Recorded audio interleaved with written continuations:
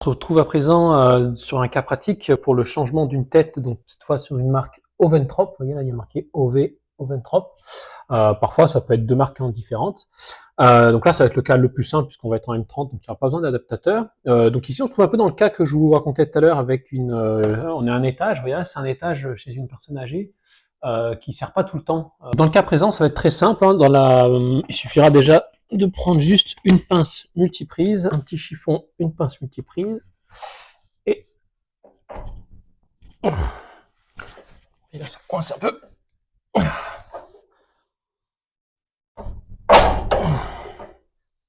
Donc là c'est un peu récalcitrant, donc je vais y aller avec une clé plate 232.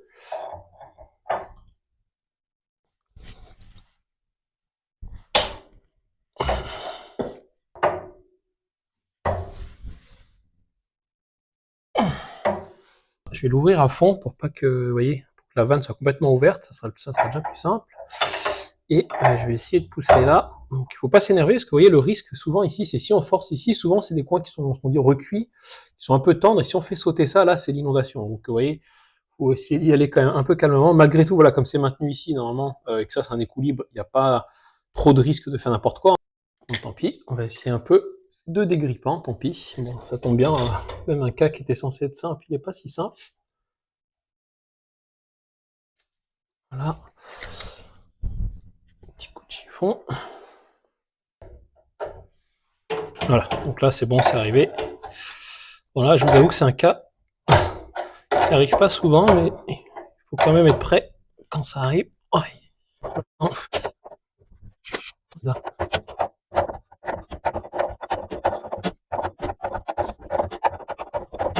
Voilà.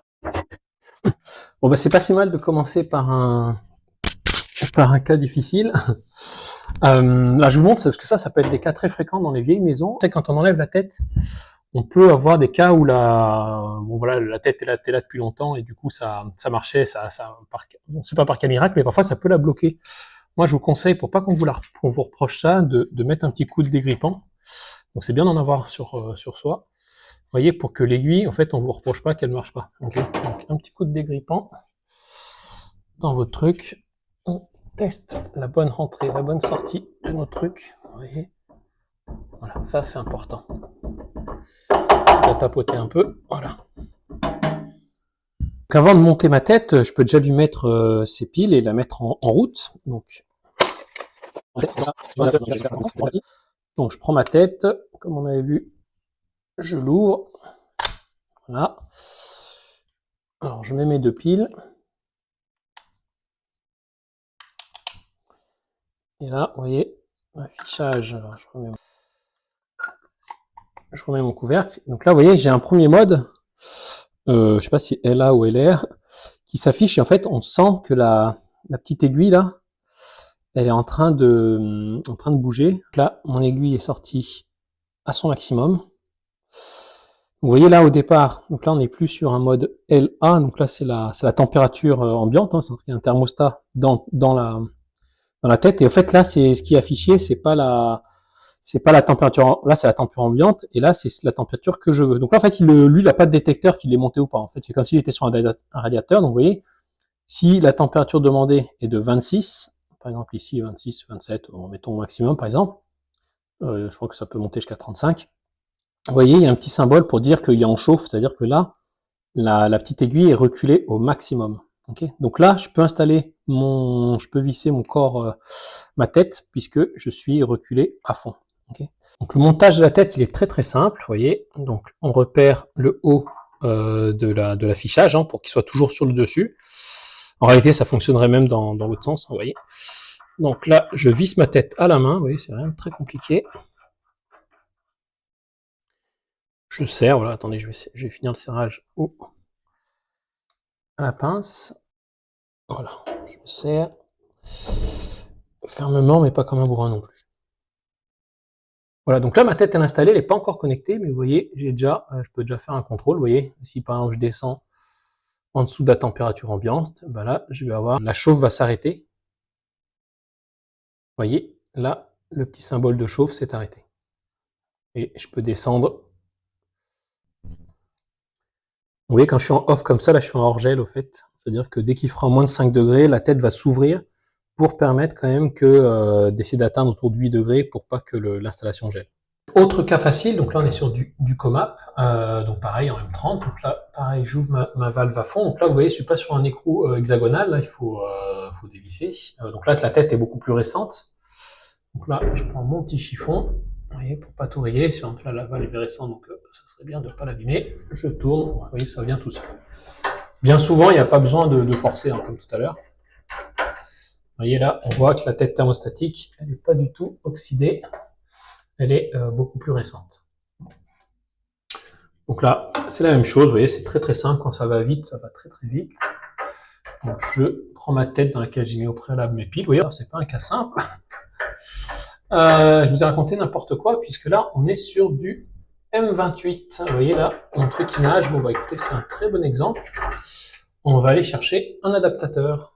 Donc en fait, il faut essayer de mesurer, vous voyez, là, quand on appuie sur la petite aiguille, de regarder en fait la sortie de la petite aiguille une fois qu'on est complètement fermé. Vous voyez ici, vous voyez, là, je suis autour de peut-être 8 mm. Ok. Et donc là, ça va me permettre de comprendre quel adaptateur prendre. Donc vous voyez, le cas M28, ça correspond à cet adaptateur. Et d'après la sortie, donc 8 mm, ça correspond à celui-là, le troisième plus grand. Donc comme je vous disais, je prends mon adaptateur et ma petite aiguille de remplacement, mon prolongateur d'aiguille. Donc là, on voit peut-être pas, mais il y a un petit plat. En fait, c'est pas complètement rond, donc là, il faut juste le placer là. Donc c'est bien d'utiliser une pince. Donc là, c'est les pinces électriciens. Hop, je le mets dedans. Vous voyez, le plat sur le plat, c'est très simple. Et là, je vais venir visser mon adaptateur sur ma tête. Vous voyez, rien de très compliqué. On visse à fond.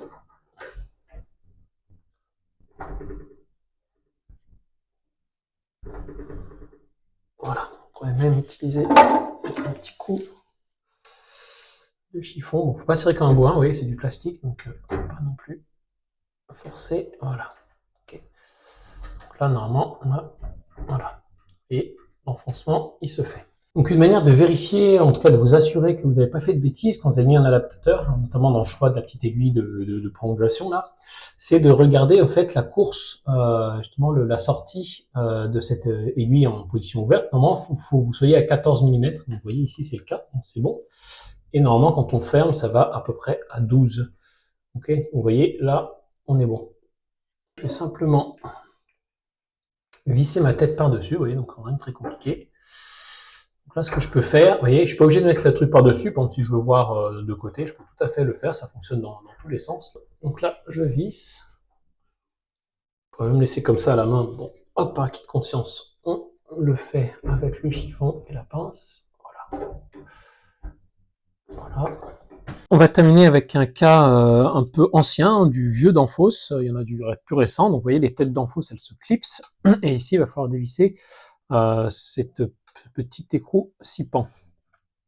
Donc, comme d'hab, j'ouvre ma tête à fond, ça sera plus simple. Je dévisse.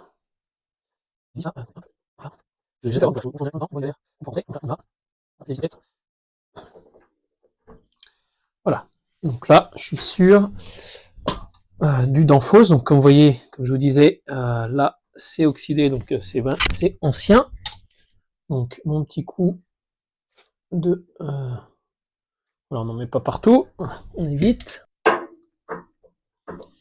Donc là, je suis dans du cas du Danfoss RA simple, c'est le plus classique. Vous voyez ici, ça correspond à ce type d'adaptateur, qui est avec une vis. Sur l'adaptateur, j'ai retiré complètement la vis et son petit écrou, parce qu'en fait, il y a deux choses à venir clipser. Il y a les petits ergots que vous voyez là, qui vont correspondre à ces encoches, et il y a cette espèce de collerette qu'il faut passer pour se clipser. Donc, vous voyez, si on fait pas, si on ne dessert pas bien, en fait, ça risque de bouger. Donc là, dans ce cas-là, c'est pas bon. Il faut bien caler nos trucs, passer notre collerette, et normalement, ça ne devrait plus bouger.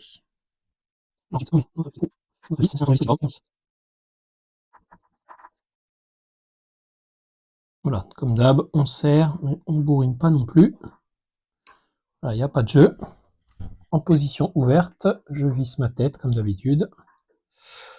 Donc encore une fois, je suis sur du plastique, donc il faut quand même faire attention à pas serrer comme un bourrin. On serre bien. On fait gaffe à pas tout abîmer. Voilà. Et voilà.